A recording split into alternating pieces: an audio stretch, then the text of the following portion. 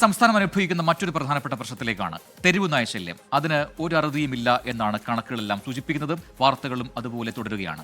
പലയിടത്തും തെരുവ് നായ ശല്യം മൂലം കാൽനട യാത്രക്കാർക്ക് വഴി നടക്കാൻ പോലും സാധിക്കുന്നില്ല എന്നതാണ് വസ്തുത. ഇന്ന് മലപ്പുറം ബീരാഞ്ചിറയിൽ തെരുവ് നായ കുറുകെ ചാടി സ്കൂട്ടർ മറിഞ്ഞ് ഒരു അപകടമുണ്ടായി. സ്കൂട്ടർ യാത്രക്കാരായ 2 യുവാക്കൾക്ക് പരിക്കേറ്റു. ഗ്രൗണ്ടിൽ കളിക്കുന്നവർ, സ്കൂളിൽ പോകുന്ന കുട്ടികൾ, തൊഴിലിന് പോകുന്ന മുതിർന്നവർ, വാഹനത്തിൽ സഞ്ചരിക്കുന്നവർ എല്ലാവർക്കും തെരുവുനായ ഒരു വലിയ ശല്യമായി മാറുകയാണ്.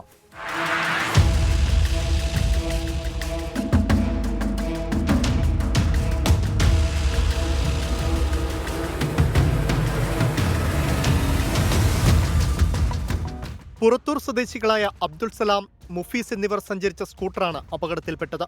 കുറ്റിപ്പുറം ഭാഗത്ത് നിന്ന് തിരൂർ ഭാഗത്തേക്ക് സഞ്ചരിക്കുകയായിരുന്നു. ബീരാഞ്ചിറയിലെത്തിയതോടെ അപ്രതീക്ഷിതമായി നായ കുറുകെ ചാടി. പിന്നാലെ സ്കൂട്ടർ മറിയുകയായിരുന്നു.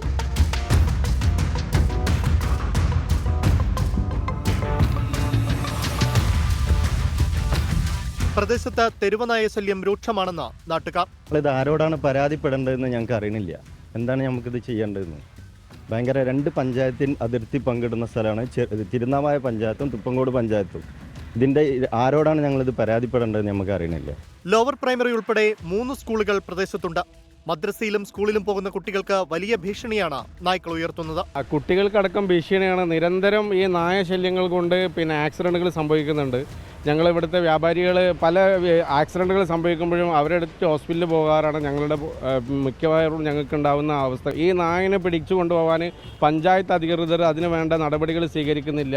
അനാവശ്യമായ രീതിയിലുള്ള അനാവശ്യമായിട്ടുള്ള കാര്യങ്ങളാണ് ചെയ്തുകൊണ്ടിരിക്കുന്നത്. വിഷയത്തിൽ അടിയന്തര പരിഹാരം വേണമെന്നും നാട്ടുകാർ ആവശ്യപ്പെടുന്നു. തെരുവുനായ ശല്യം ഓരോ ദിവസവും സംസ്ഥാനത്ത് വർദ്ധിക്കുകയാണ്.